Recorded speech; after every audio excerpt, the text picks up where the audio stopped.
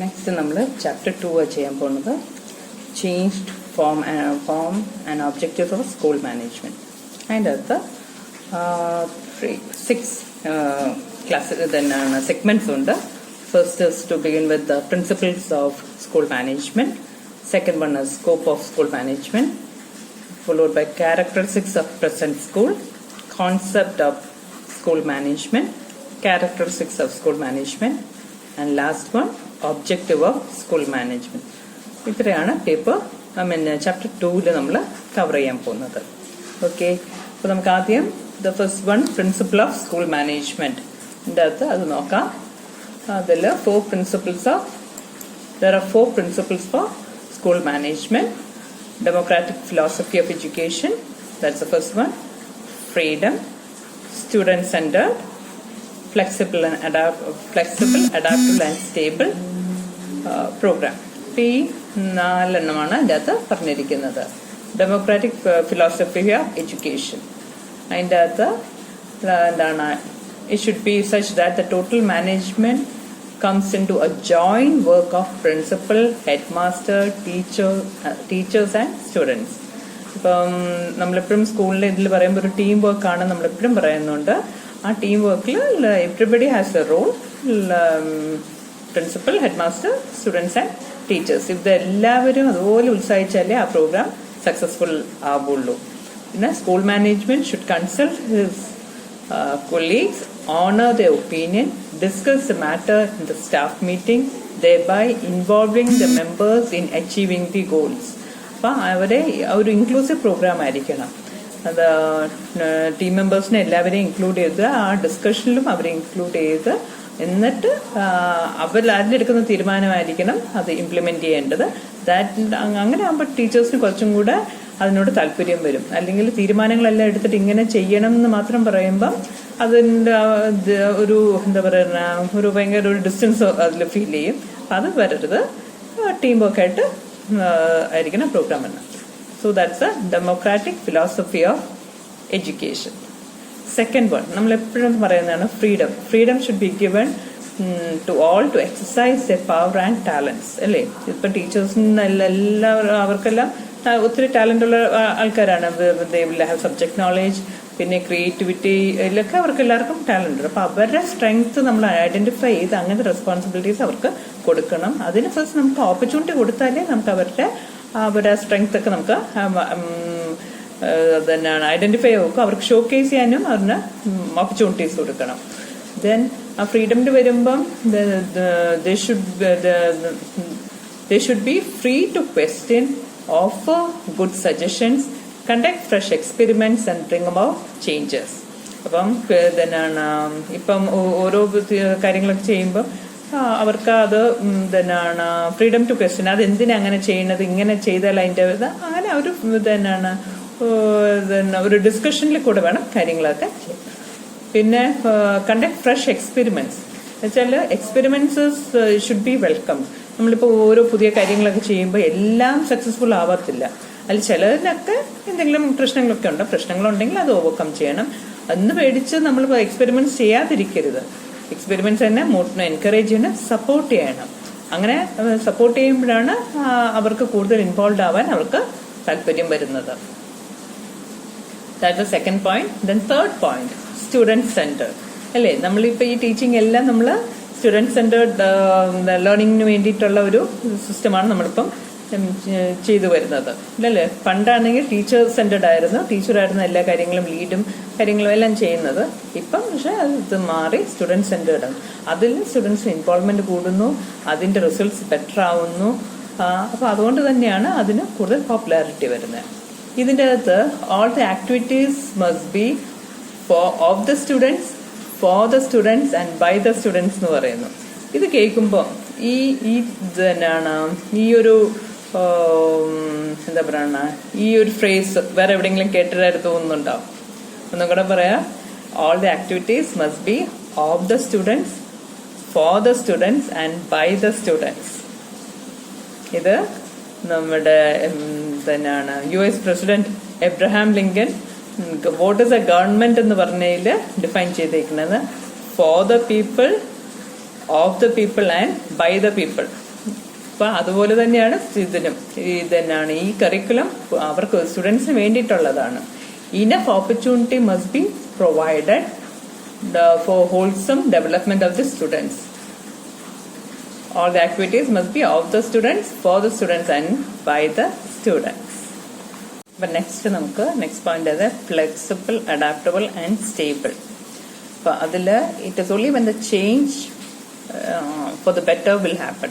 നമ്മൾ അതൊരു ഫ്ലെക്സിബിൾ ആയാലേ നമുക്ക് അതിന് ചേഞ്ചസ് വരുത്താൻ പറ്റുള്ളൂ. ആ ചേഞ്ചസ് വന്നാലേ കാര്യങ്ങൾ ഇമ്പ്രൂവ് ആവുള്ളൂ അല്ലേ. നമ്മളിപ്പം ചേഞ്ച് ചെയ്യുമ്പം അത് ഫോർ ദ ഇംപ്രൂവ്മെന്റ് ആയിരിക്കണം. There should not be a place for rigidity. A feel of justice, freedom, cooperation, etc. can be taught and practiced in school.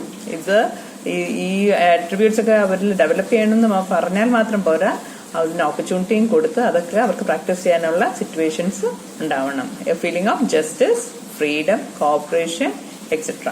It is important to understand the school is a miniature of the society. School is the best place to train the young minds for democratic way of life. അത് ആണല്ലേ ഇപ്പം miniature of the society എന്ന് പറയുമ്പോഴത്തേക്കും ഒരു സൊസൈറ്റിയിൽ നിന്ന് പല ബാക്ക്ഗ്രൗണ്ടിൽ നിന്ന് വരുന്ന ആൾക്കാർ ഒരു സൊസൈറ്റിയിൽ താമസിക്കുന്നു. അപ്പൊ ആ ബാക്ക്ഗ്രൗണ്ടിലുള്ളവർ ഒരു സ്കൂളിൽ വന്ന് ചേരുമ്പോൾ we can consider it as A miniature of the society. അവിടെ ആണ് ഇവർക്ക് ഈ ലേണിംഗ് വാല്യൂസ് എല്ലാം നമ്മൾ തന്നെയാണ് ഇൻകൾക്കേറ്റ് ചെയ്യാനുള്ള ഓപ്പർച്യൂണിറ്റീസ് ഒക്കെ നമ്മൾ ക്രിയേറ്റ് ചെയ്യും. അപ്പൊ ഇതാണ് 4 പോയിന്റ്സ് പറഞ്ഞേക്കുന്നത് principle of school management. Okay, next we will go to the scope of school management. The scope of school management is very vast as the education itself. Any activity conducted for achieving the educational goal is a part of the school management. It should be a school level or whether it's in a school level or a college level. All the activity conducted for achieving the educational goal is a part of educational management. അപ്പം അതിൻ്റെ അകത്ത് scope of school മാനേജ്മെന്റിൽ 3 points ഉള്ളത്. Goal development, planning and acquisition and organisation. Goal development, society it is in a constant change. നമ്മൾ നേരത്തെ പറഞ്ഞു change is always happening. As the need of the society changes, the goal specification should also be changed. എന്നുവെച്ചാൽ ഒരു ഇതാണ് basic ആയിട്ട് സ്കൂളിൽ ഒരു എന്താ പറയുക ഒരു ജനറൽ ഒബ്ജക്റ്റീവ്സ് ഒക്കെ സ്കൂളിനുണ്ട്. അതിന്റെ കൂടെ സ്പെസിഫിക് ആയിട്ടുള്ള കാര്യങ്ങളും as per the requirement it has to keep changing. The people involve in the management should continuously examine, evaluate and make changes as the requirement to achieve the goal of education. For management ullavurku they have to examine, evaluate and make necessary changes. Adana goal development la parnirikkunnu. Second point, planning and actualization. Planning and actualization. Planning is a process of preparing a set of decisions for the achievement of goal. It is a process, the involvement of faculty, teaching staff, non-teaching staff, and even the students and the parents must be included in it. Planning and actualization. Actual and our results കിട്ടണമെങ്കിൽ എല്ലാവരുടെയും contribution ഉണ്ടായിരിക്കണം. പിന്നെ organisation, third one. For achieving the predetermined goals, it is important for the organization function in coordination and cooperation. The major challenge is how the educational machinery be put to use, keeping in mind its political, professional and administrative objectives. Iപ്പം ഓർഗനൈസേഷന്റെ responsibility എന്താണ്? For the coordination and cooperative work. ഇപ്പൊ അതിൻ്റെ അകത്തുള്ള men and material തരുന്നതെല്ലാം നല്ല രീതിയിൽ നമുക്ക് use ചെയ്യാൻ പറ്റണം. അപ്പൊ അതിനുള്ള സപ്പോർട്ടും കാര്യങ്ങളെല്ലാം നമുക്ക് ഓർഗനൈസേഷനിൽ നിന്ന് കിട്ടണം. Now let's see what is the present characteristics of the schools. Flexibility, practicability according to social and political philosophy, efficiency and successful achievement of the desired goals. Flexibility. നമ്മൾ നേരത്തെ പറഞ്ഞത് തന്നെയാണ്. Like it should be provided enough scope for addition and alteration. The administration should help the needy students, needy teachers that face any kind and who face any kind of emergency, and to change the time schedule, etc. Flexibility ഇല്ല, എല്ലാം ഒരു smooth functioning ഉള്ള ഇതിന് വേണ്ടിയിട്ടുള്ള ഒരു ഇതിനാണ് റെഗുലേഷനും കാര്യങ്ങളും എല്ലാം ഉണ്ടായിരിക്കണം.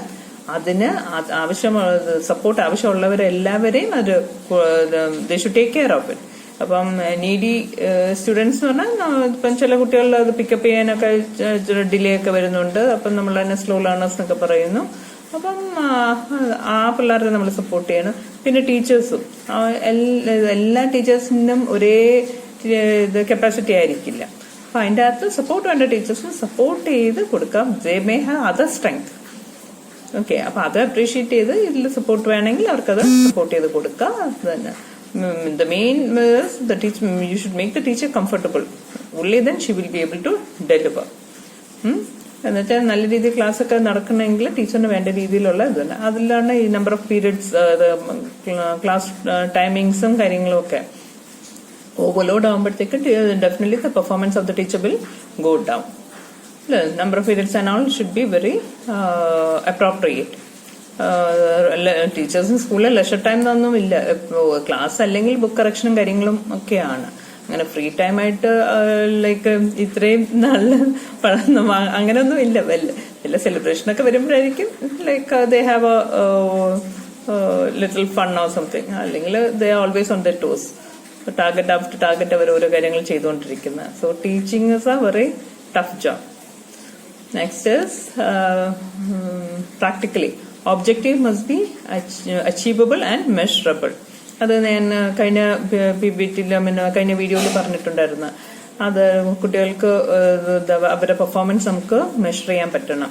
അതും അവർക്ക് കൊടുക്കുന്നത് അത് അച്ചീവബിൾ ആയിട്ടുള്ളത് ആയിരിക്കും. മെഷറിംഗ് എന്ന് പറയുമ്പോൾ അവരുടെ സ്കോർസ് ഒക്കെ ഓരോ തന്നെയാണ്, ഓരോ സബ്ജക്ട് വൈസും ഓരോ തന്നെയാണ് പീരിയഡ് വൈസും ഒക്കെ അവർക്ക് അത് നമുക്ക് അത് അസസ് ചെയ്യാൻ പറ്റണം. ഓക്കെ, പിന്നെയുള്ള according to political social and political philosophy. School administration has to be democratic in nature because of the political democracy. നമ്മുടെ country the biggest democracy in the world ആണ് ഇന്ത്യ. അപ്പൊ നമുക്ക് we have our rights and responsibilities. അപ്പൊ റൈറ്റ്സിലാണ് freedom of expression അല്ലേ. അപ്പം അതില് ഇപ്പം കാര്യങ്ങളെല്ലാം നമുക്ക് അത് എക്സ്പ്രസ് ചെയ്യാനുള്ള ഒരു ഫ്രീഡമും ഓപ്പർച്യൂണിറ്റി എല്ലാം നമുക്ക് കിട്ടണം. Social and philosophical social and political philosophy അനുസരിച്ചായിരിക്കണം കാര്യങ്ങൾ വേണ്ടത്.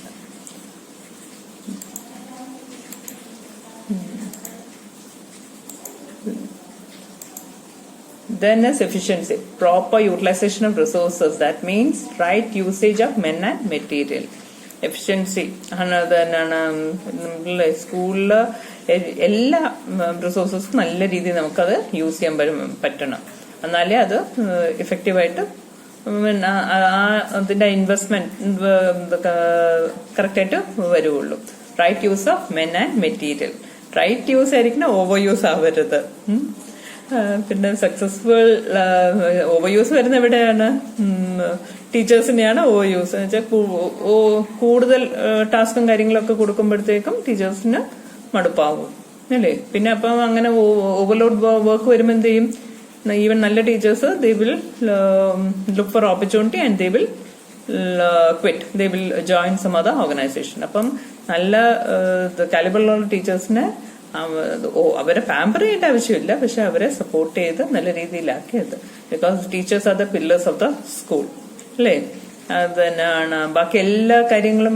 ഇൻഫ്രാസ്ട്രക്ചർ ഒക്കെ സൂപ്പറായെല്ലാം ടീച്ചേഴ്സ് നല്ല ഏബിൾ ടീച്ചേഴ്സ് അല്ലെങ്കിൽ will school make a name? Definitely not. അതുകൊണ്ട് the teachers are the pillars. They should be the minimum requirements for they need that should be taken care. Successful achievement of the desired objectives. To achieve the desired objective, it is important to have good management who can guide the team. The school management has the responsibility of molding the children to good citizens and providing all opportunities for all-round development. Find the successful achievement of the desired objectives. അതിന് ആ objectives achieve ചെയ്യണമെങ്കിൽ there should be good support from the school management. Next നമ്മൾ നോക്കുന്നത് concept of school management. എന്തൊക്കെയാണ്? For the effective function of the school, a group of people from the school join together to work for എന്ന് പറഞ്ഞിട്ട് ഒരു 5 points ഇട്ടിട്ടുണ്ട്. Formulation of plans and policies and objectives, securing men, material, machinery, money and methods for their achievements, putting all of them into operation, directing and motivating the men at work, providing maximum satisfaction and services to employer, employees and public at large. Employer is the person who appoints the people. You can like direct ഒരു കമ്പനിയുടെ owner can be he is the employer, employer, and who are working under them is the employees. So maximum satisfaction services to employer should be happy, employee should be happy, and public at large എന്ന് പറയുമ്പോൾ the society. ഇപ്പൊ ഒരു school ഒരു ലൊക്കേഷനിൽ വരുമ്പം generally the concept is that the students of that area needn't go far away. They can attend classes in the nearby location in the nearby school.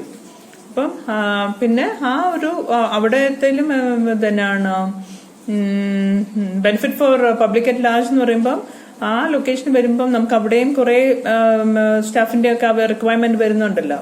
Even non teaching സ്റ്റാഫും supporting job boy അവരൊക്കെ എല്ലാം നമ്മൾ അതിലൊരു ഇപ്പൊ സ്കൂളിന് job ക്രിയേഷനിൽ ഒരു they can take a role and that is school giving it to society, and there are some other things which society can give back to school.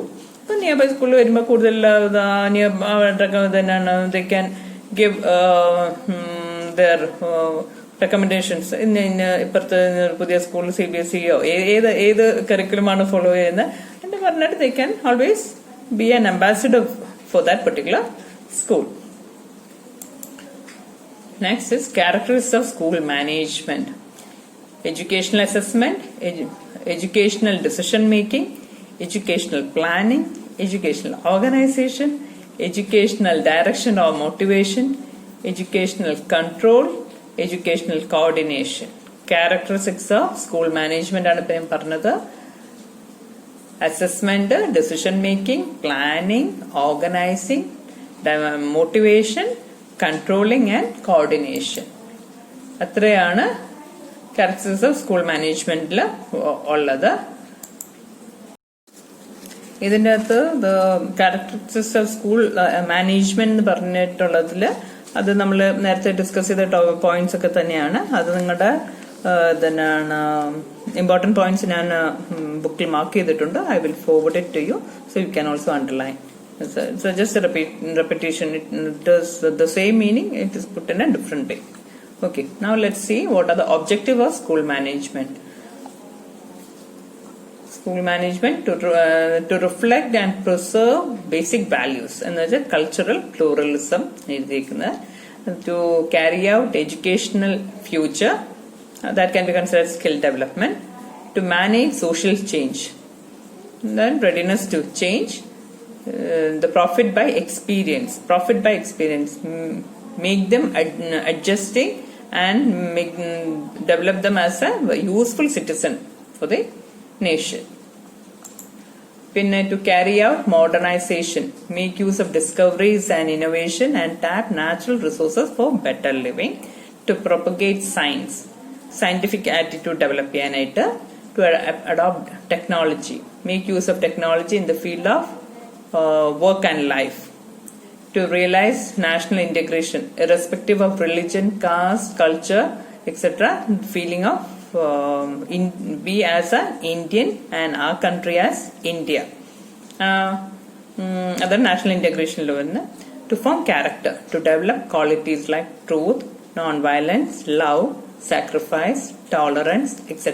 in the mind of the children. അപ്പൊ നമ്മൾ സ്കൂളിൽ moral science പഠിപ്പിക്കുന്നതിന്റെ തന്നെയാണ് അതിനെ ഒരു extra ഒരു ഇതായിട്ട് നമ്മൾ ചെയ്യിപ്പിക്കുന്നത്. അവരുടെ നല്ല സ്റ്റോറീസും കാര്യങ്ങളെല്ലാം പറഞ്ഞു കൊടുത്ത് അതിലൂടെ അവരെ ഈ ക്വാളിറ്റീസ് ഡെവലപ്പ് ചെയ്യാനും how important are these qualities എന്നുള്ളത് അവരെ മനസ്സിലാക്കാം. അത് പോരാതെ ക്ലാസ് റൂം ടീച്ചിങ്ങിലും all teachers have a responsibility as per the circumstances ഒക്കെ അവർക്ക് നല്ല രീതിയിൽ കാര്യങ്ങൾ പറഞ്ഞു കൊടുത്ത് അത് അവരിലത് തന്നെയാണ് ഡെവലപ്പ് ചെയ്തെടുക്കണം. ഓക്കെ, സോ ദ ടീച്ചേഴ്സിന് സബ്ജക്ട് മാത്രം പഠിപ്പിക്കുന്ന നല്ല responsibility, they have a responsibility moulding the child. അപ്പൊ ആ സ്കൂൾ ലൈഫില് സമയത്താണ് ഇതെല്ലാം നമുക്ക് ഡെവലപ്പ് ചെയ്ത് കൊണ്ടുവരാൻ പറ്റുന്നത്. Step by step each day like they should be growing in the positive direction. അതിലെല്ലാം എല്ലാ സോഷ്യൽ ആട്രിബ്യൂട്ട്സും സോഷ്യലും ഇൻഡിവിജ്വലും എല്ലാം അവരെ ഡെവലപ്പ് ചെയ്ത് വരണം. ഓക്കെ, അപ്പൊ ഇത്രയാണ് ഇതിന്റെ അകത്ത് ചാപ്റ്റർ 2 പറഞ്ഞിരിക്കുന്നത്. ഓക്കെ.